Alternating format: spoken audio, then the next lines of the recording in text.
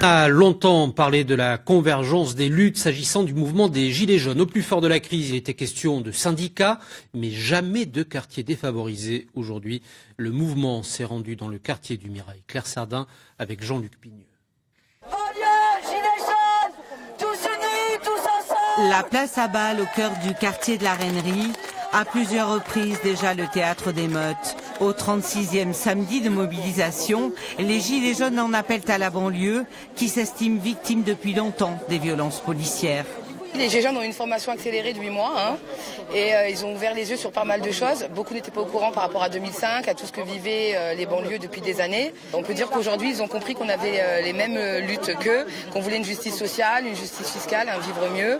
La banlieue a trouvé son porte-parole, Adama Traoré. Cet habitant de la cité des 3000, candidat aux européennes, occupe régulièrement le terrain. Son soutien aux Gilets jaunes est une évidence. Les Gilets jaunes aujourd'hui ont subi une violence policière incroyable, comme nous, jeunes de banlieue, jeunes de quartier, on le subit depuis de nombreuses années. Et c'est important de dire que Gilets jaunes, c'est pas une couleur, c'est des valeurs.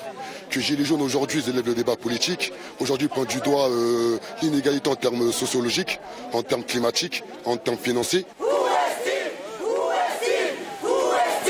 Il y a énormément de violences policières. Les dernières en date, on voit qu'il y a, lors de la fête de la musique à Nantes, il y a Steve qui a disparu. On n'a toujours pas de nouvelles, quoi, voilà, quoi.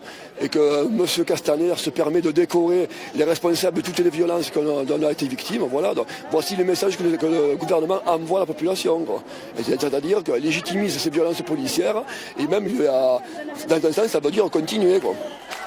Plusieurs centaines de personnes ont convergé vers le centre-ville pour rejoindre le second cortège parti de Jean Jaurès. Prudence sur les routes.